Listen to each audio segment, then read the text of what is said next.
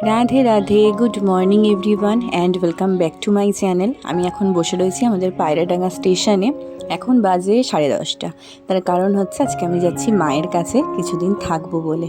তো এই যে আমার ট্রেন প্রায় চলেই এসেছে, তবে এর পরেও একটা ট্রেন আছে। ভেবেছিলাম এটা যদি ফাঁকা না পাই তাহলে আর এটাতে উঠবো না, পরের ট্রেনটায় উঠবো। কিন্তু দেখলাম যে ট্রেনটা বেশ ফাঁকাই ছিল, তো উঠেও পড়েছি। আর আমার নামার সময়ও হয়েই গেছে। আজকে কপালটা ভালো ছিল, তাই উঠে আমি বসার জায়গাও পেয়ে গিয়েছিলাম। ওফ, একটা সাংঘাতিক রোদ। ভেবে তো ছিলাম রোদ উঠবেই না, উঠেছে যাও। আর যা বৃষ্টি হয়েছে, ভালোই রোদটা উঠেছে। এইসব টেনে নিয়ে যাওয়া হেভি ঝামেলা। টোটো তো পেয়েছি, টোটো তো পাওয়ারই কথা, বসেও আছে কিন্তু পুরো ফাঁকা। ভরবে তারপর ছাড়বে। এই রোদের মধ্যে টোটোতে বসে থাকা হেভি চাপের।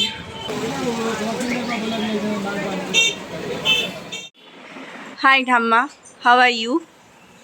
সবসময় হাসি মুখ নিয়ে বসে থাকে ঠাম্মা, ওয়েলকাম করার জন্য যেই আসুক না কেন। আগে ওই খাটে বসে থাকতো, তাতে কি, এখন ছবিতে বসে থাকে, কিন্তু থাকে তো। বাড়িতে আসতেই হাতে গরম ঠান্ডা ঠান্ডা শরবত পেয়ে গেছি। আর এটা খুবই হেলদি শরবত। তার কারণ হচ্ছে এটা হচ্ছে গুড় দিয়ে তৈরি শরবত। কিন্তু একটা জিনিস দেখো, এই যে সুন্দরভাবে আমি আসার সাথে সাথে কারেন্টটা চলে গেল। কি বলবো আর, জায়গা হেভি হয়েছে। কি রে, সেই ছোটবেলার কুলফি কাকুর, এই দেখো সেই ছোটবেলার কুলফি কাকু। আজকে খাবো না, বাট এসছি যখন এর মধ্যে আরেকদিন খাবো। মা কি রান্না করছো আমার জন্য স্পেশালি? ওই যে পোস্ত, আচ্ছা, সজনে ডাঁটা আলু বড়ি পোস্ত। এইটা কিন্তু আমার প্রচন্ড পছন্দের। যে কোনো বস্তুই পছন্দের, কিন্তু এইটা আমার একদম ফেভারিট।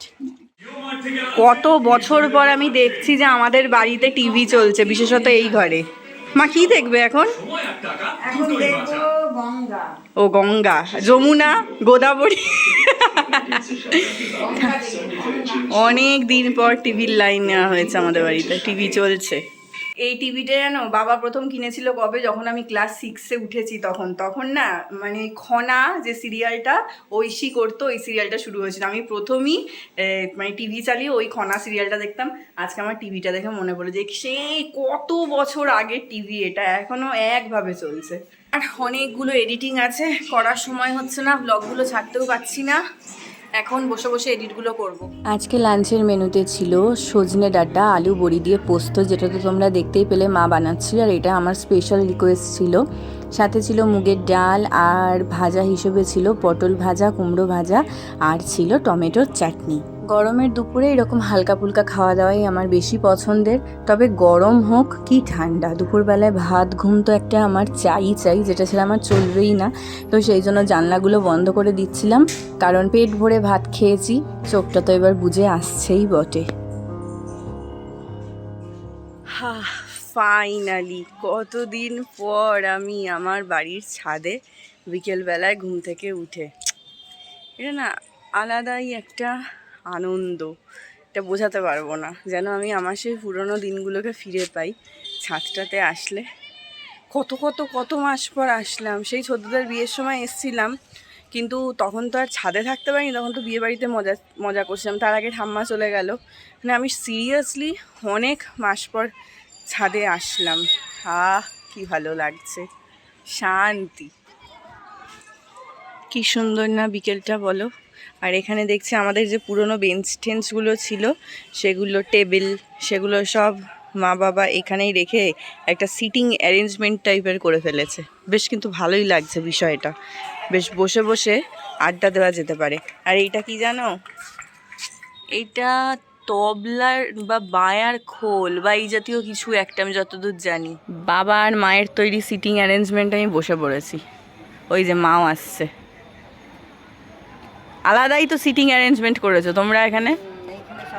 এটা কি? এটা দুধ আর আইসাবাস, ক্যাডবেরি মিশিয়েছো? এগুলো হচ্ছে আমাকে দুধ খাওয়ানোর নিনজা টেকনিক। দেখো, চকলেট মিশিয়ে দুধ নিয়ে এসেছে যাতে আমাকে দুধ খাওয়ানো যায়। এগুলোকে কি বলে জানো? দুধ খাওয়ানোর নিনজা টেকনিক। যেহেতু আমি দুধ খেতে চাই না, তাই এইসব ব্যবস্থা। দুজন মিলে এখন দেখো ইভিনিং ওয়াক করছে, বাবা আর মা। একজনের লুঙ্গির কালার, আরেকজনের নাইটির কালার পুরো সেম সেম। অনেক দিন পর মা আর আমি একটু সন্ধ্যেবেলায় বেরোলাম, যাচ্ছি একটু দোকানে। তার আগে একটু শীতলা মন্দিরে এসে মায়ের দর্শন করলাম। এত সুন্দর ছিল এবার আমাদের মায়ের মুখটা। চলো যাই। ওই তো, এটা কত? এইটা ভালো, আচ্ছা, এটায় ছোলা মটর দেওয়া আছে। হ্যাঁ হ্যাঁ, পিছনে আবার দাঁত আছে। ও নান্টু কাকা কেমন আছো? এই আছি যেরকম শরীর টরীর সব গরমে মানে গরমে একেবারে যাতা অবস্থা, গরমে আবার গরম যাচ্ছে আবার ঠান্ডা আসছে। সবেতেই জ্বালা।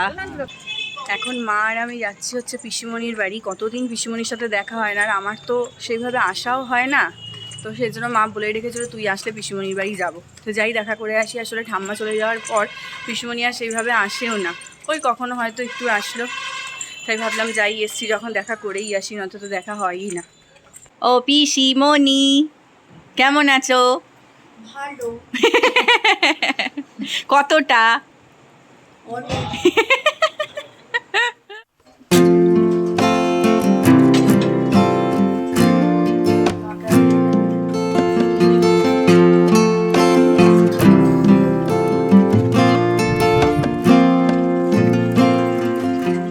কতদিন পর আমি এই বাড়িতে এসে রান্নাঘরে এইভাবে চা বানাচ্ছি আর চায়ের ক্লিপ তুললাম। আগে বেশিরভাগ দিনেই ব্লগে আমার এটাই সন্ধেবেলায় রোজকার ক্লিপস থাকতো যে আমি চা বানাচ্ছি দুবার করে। তো আজকে অনেকদিন পর বানালাম আবার। আর আজকে আমাদের সাথে কি হলো জানো, আমার আর মায়ের সাথে আমরা ফিরছি, জাস্ট আমাদের হয়ে গেছে, ঝুপঝুপ করে বৃষ্টি নেমে গেল। এখনো বৃষ্টি হচ্ছে, দেখো টিপটিপ করে আওয়াজ হচ্ছে।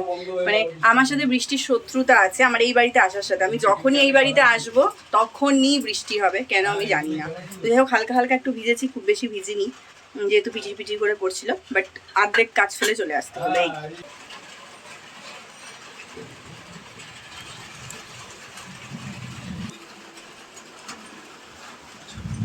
বাবা চা নাও, এখানে দেবো। ভালো জোরেই বৃষ্টি নামলো, কি দেখেই মনে হচ্ছে ভালো হয়েছে নাকি? না মা, অনেকদিন এইভাবে মানে পর এইভাবে চা দিচ্ছি।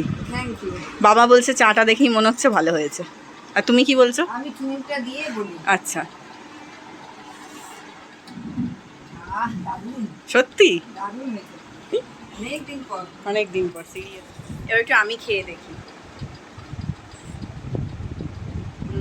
সত্যি ভালো হয়েছে, যেরকমটা চাইছিলাম সেরকমটা। তো চলো, ওদিকে তো বৃষ্টি নেমেই গেছে। চা খেতে খেতে আজকে মায়ের সাথে, মানে মা আমার সাথে একসাথে আমরা ব্লগটা এন্ড করছি। যদি ভালো লাগে তাহলে কি করতে হবে? ব্লগটা লাইক, শেয়ার, সাবস্ক্রাইব। মুখস্থ হয়ে গেছে দেখতে দেখতে। চলো, অন্য ব্লগে দেখা হবে। সবাই ভালো থেকো, সুস্থ থেকো। আজকের মতন গুড নাইট বলে দাও। Good night. Good night. Shri Radha Raman Lal কি জয়, জয় জয় শ্রী রাধে। বাই।